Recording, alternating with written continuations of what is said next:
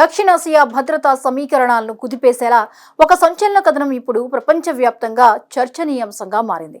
ఇప్పటికే ఆర్థిక సంక్షోభం, రాజకీయ అస్థిరత, అంతర్జాతీయ ఒత్తిళ్లతో సతమతమవుతున్న పాకిస్తాన్ ఇప్పుడు అణు సామర్థ్యాల విస్తరణ కోసం తన వ్యూహాత్మక భూభాగాన్నే పణంగా పెట్టేందుకు సిద్ధమైందన్న ఆరోపణలు తీవ్ర కలకలం రేపుతున్నాయి. ముఖ్యంగా ప్రపంచ వ్యూహాత్మక రాజకీయాల్లో అత్యంత కీలకంగా భావించే గ్వాదర్ పోర్ట్ను చైనాకు శాశ్వత సైనిక స్థావరంగా ఇవ్వడానికి పాకిస్తాన్ సైనిక వ్యవస్థ సిద్ధపడిందన్న వార్త అంతర్జాతీయ భద్రతా వర్గాల్లో తీవ్ర చర్చకు దారితీసింది. ఈ సంచలన సమాచారాన్ని అమెరికాకు చెందిన పరిశోధనాత్మక మీడియా వేదిక డ్రాప్సైట్ న్యూస్ బయటపెట్టింది.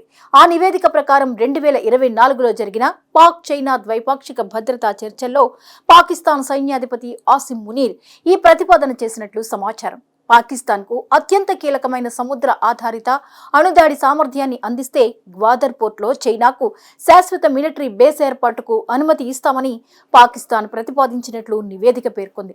ఈ వార్త ఎందుకంత సంచలనంగా మారిందంటే, గ్వాదర్ పోర్ట్ సాధారణ ఓడరేవు కాదు. అది చైనా ప్రతిష్టాత్మక బెల్ట్ అండ్ రోడ్ ఇనిషియేటివ్లో అత్యంత కీలక భాగం.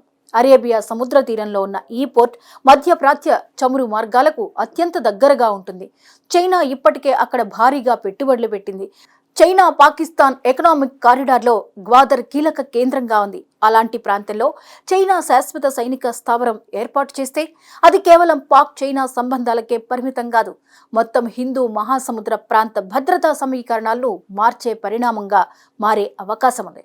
ఇక్కడ అసలు కీలకాంశం న్యూక్లియర్ ట్రయాడ్.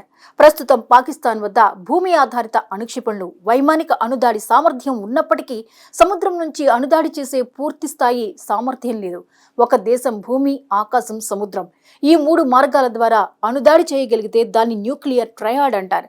ప్రపంచంలో ప్రస్తుతం America, Russia, China, India, UK వంటి కొద్ది దేశాలకే ఈ పూర్తి స్థాయి సామర్థ్యం ఉంది. ఇప్పుడు పాకిస్తాన్ కూడా అదే స్థాయికి చేరాలని ప్రయత్నిస్తున్నట్లు తెలుస్తోంది. ముఖ్యంగా సెకండ్ స్ట్రైక్ కేపబిలిటీ కోసం పాకిస్తాన్ ఆసక్తి చూపుతోంది. అంటే ఒకవేళ ప్రత్యర్థి దేశం ముందుగా అణుదాడి చేసినా సముద్రంలో దాగి ఉన్న అణు జలాంతర్గాముల ద్వారా తిరిగి భారీ ప్రతిదాడి చేయగల సామర్థ్యం ఇది అణు నిరోధక వ్యవస్థలో అత్యంత కీలకమైన అంశంగా భావిస్తారు. ఎందుకంటే భూమిపై ఉన్న అణు కేంద్రాలు దాడిలో ధ్వంసమైపోయినా సముద్రంలో ఉన్న జలాంతర్గాములు ప్రత్యర్థిపై ప్రతీకార దాడి చేయగలవు. ఇదే సామర్థ్యం కోసం పాకిస్తాన్ చైనాను ఆశ్రయించినట్లు సమాచారం.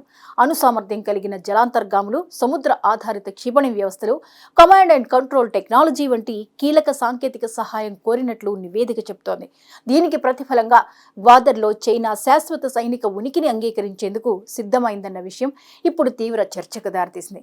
అయితే ఆసక్తికర విషయం ఏంటంటే, పాకిస్తాన్ ప్రతిపాదనను చైనా కూడా వెంటనే అంగీకరించలేదని నివేదిక పేర్కొంది. పాకిస్తాన్ డిమాండ్ చాలా అసాధారణంగా ఉందని భావించిన చైనా చర్చలను కొంతవరకు నిలిపివేసినట్లు సమాచారం. ఎందుకంటే పాకిస్తాన్కు పూర్తిస్థాయి సముద్ర ఆధారిత అణు సామర్థ్యం ఇవ్వడం దక్షిణాసియాలో వ్యూహాత్మక సమతౌల్యాన్ని తీవ్రంగా దెబ్బతీయొచ్చు. ముఖ్యంగా భారత్, చైనా, పాకిస్తాన్ మధ్య భద్రతా సమీకరణాలు మరింత క్లిష్టంగా మారే అవకాశం ఉంది.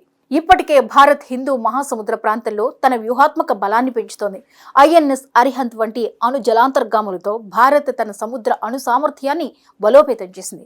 అలాంటి సమయంలో పాకిస్తాన్ కూడా అదే దిశగా అడుగులు వేయడం భారత భద్రతా వ్యవస్థకు కొత్త సవాళ్లు తెచ్చిపెట్టే అవకాశం ఉందని రక్షణ నిపుణులు హెచ్చరిస్తున్నారు. మరోవైపు చైనా పాకిస్తాన్ సంబంధాల చరిత్ర కూడా ఇప్పుడు మళ్లీ చర్చకొస్తోంది. దశాబ్దాలుగా చైనా పాకిస్తాన్కు అణు అలాగే క్షిపణి సాంకేతిక సహాయం అందించిందన్న ఆరోపణలు ఉన్నాయి.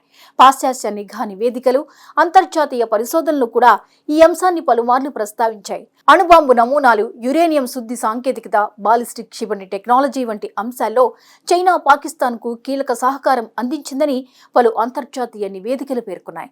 ఇక ఈ మొత్తం వ్యవహారంలో మరో ఆసక్తికర అంశం డొనాల్డ్ ట్రంప్ పేరు చర్చల్లోకి రావడం. కథనాల ప్రకారం పాకిస్తాన్ సైన్యాధిపతి ఆసిమ్ మునీర్ ఇటీవల అమెరికాతో సంబంధాలను మెరుగుపరచడానికి ప్రయత్నిస్తున్నట్లు తెలుస్తోంది. ట్రంప్ కూడా ఆసిమ్ మునీర్పై ప్రశంసలు కురిపించినట్లు సమాచారం. దీంతో ఒకవైపు చైనాతో అణు వ్యూహాత్మక చర్చలు, మరోవైపు అమెరికాతో సంబంధాల మెరుగుదల, ఈ రెండింటి మధ్య పాకిస్తాన్ సైనిక వ్యవస్థ వ్యూహాత్మక సమతౌల్యం పాటించడానికి ప్రయత్నిస్తోందనే విశ్లేషణలు వినిపిస్తున్నాయి. కానీ ఈ మొత్తం వ్యవహారంలో అత్యంత పెద్ద ప్రశ్న మాత్రం ఇదే: అణు సాంకేతికత కోసం ఒక దేశం తన వ్యూహాత్మక భూభాగాన్ని శాశ్వతంగా మరో దేశానికి ఇవ్వడానికి సిద్ధమవడం ఎంతవరకు సమంజసం? పాకిస్తాన్లోనే ఇప్పుడు దీనిపై తీవ్ర చర్చ నడుస్తోంది.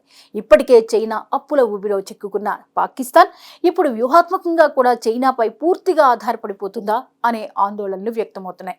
మొత్తంగా చూస్తే గ్వాదర్ పోర్ట్, అణు సాంకేతికత, చైనా పాకిస్తాన్ వ్యూహాత్మక ఒప్పందాల చుట్టూ తిరుగుతున్న ఈ కథనం ఇప్పుడు దక్షిణాసియా రాజకీయాల్లోనే కాకుండా ప్రపంచ భద్రతా వర్గాల్లో కూడా తీవ్ర చర్చకు దారితీసింది.